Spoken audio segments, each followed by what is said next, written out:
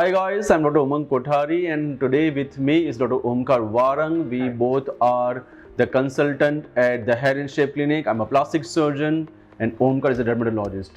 Let us have an overview of alopecia, causes of alopecia, and let us understand from the dermatologist perspective of the treatment of alopecia.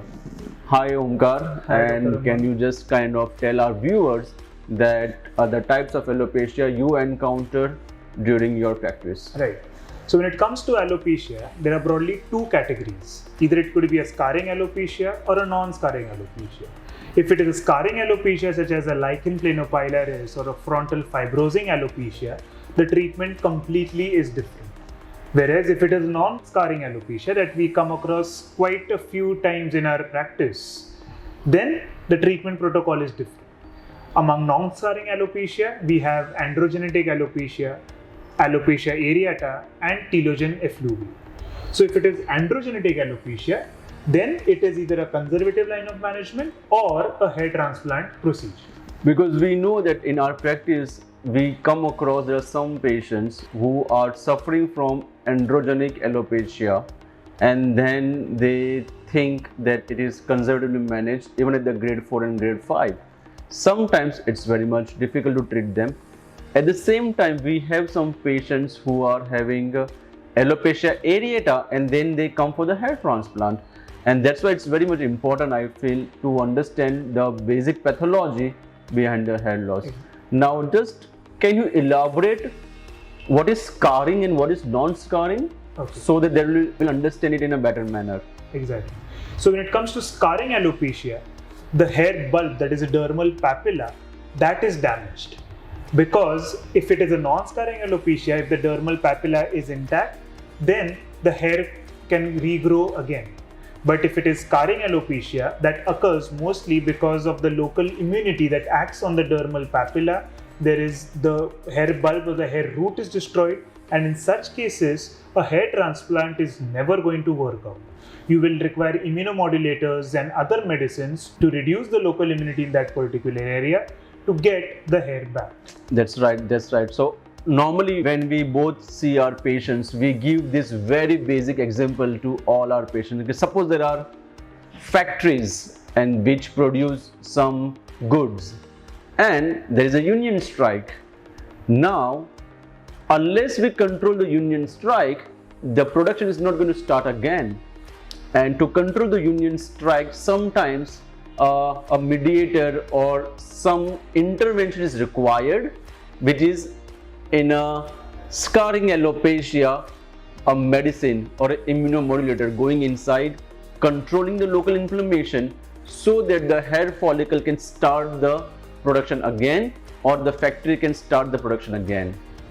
But suppose there is an extensive damage at the production level, then nothing can come out. Then even the medicines or immunomodulators cannot produce anything. And we have to plant another factory in terms of hair transplant where we are dealing with a trichology subject. So example is, if the factory is completely shattered, then you have to put another company or a factory. If there is something which is manageable by medicines or an intervention, then that is the line of treatment, not the new factory or a new hair going there as a hair transplant. What is the ratio of the patients in your cabin when they come for the treatment of alopecia? I mean, to whom you will prefer a conservative approach and to whom you will go for a hair transplant as a first approach? Okay.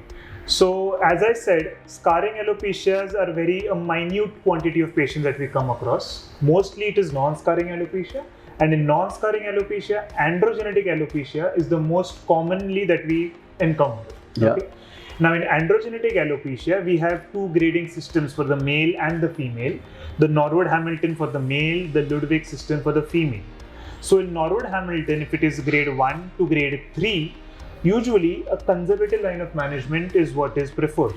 Whereas if it is grade 4 onwards involving the crown as well, then mostly we go for a hair transplant along with the conservative, that is the medicines and the PRP. Can you elaborate more on the age group which comes to you or to us for the hair loss management, how it has changed from your initial practice till now? So initially these hair loss problems were seen past the age of say 40s or 50s, but because of the urban lifestyle, the fast-paced life that we all live, there is increased tension, there is increased stress, and that leads to inflammation and that leads to more hair loss. So these days, if you ask me, the age group that I deal with hair loss is probably from 20 to their early 30s. That Nice. is the most common. And that reminds me of my hair transplant, because when I was in my early 30s, I faced some problems of baldness, and even on PRP and the medications, I could not regain my growth. And even on my YouTube channel, everyone used to comment that why aren't you undergoing the transplant? And then once I decided to undergo the transplant, that was on August 2020, I can see a drastic change in my look, a drastic hair growth. And so stress is a very important factor for sure, because the micro-inflammation, the oxidative stress is not only the hair follicle but almost all cells in the body, be it a heart cell, liver cell, muscle cell, skin cell. And this has to be reduced in terms of some good output, if you wish, from your hair or from your skin or from any other organ. So that's very much important.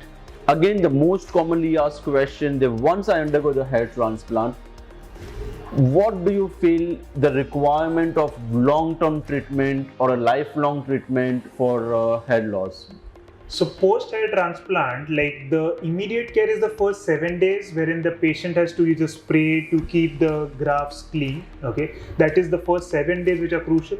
And then post that, 6 months is the period of time that we give the patient medicines and monthly PRP sessions. Then after 6 months, we again evaluate the patient, and then we determine whether the patient requires more PRP or some more tablets. That is determined after 6 months. Yeah, that's right, because there is a kind of a misnomer where everyone feels that once you undergo the hair transplant, the medicine is going to be lifelong, the PRP is going to be lifelong. So that's not the right scenario. If you have controlled your vitamin deficiencies by the medicines, if you have controlled your lifestyle and changed your lifestyle to more healthier way, then post hair transplant, you may not require to take medicines lifelong. If at all, maybe few supplements. If at all, if you see another spell of hair loss because of your another stress factor or other factors, then you can start the process again with some supplementations, medicines and a PRP. But it is not a thumb rule that once you undergo hair transplant, the conservative treatment is going to be lifelong. I think it's a false information. Exactly, completely agree. So with this, I think let's wind up this topic and we'll come back to you with more information, which is a commonly asked question in trichology and hair transplant. Thank you very much. Bye guys.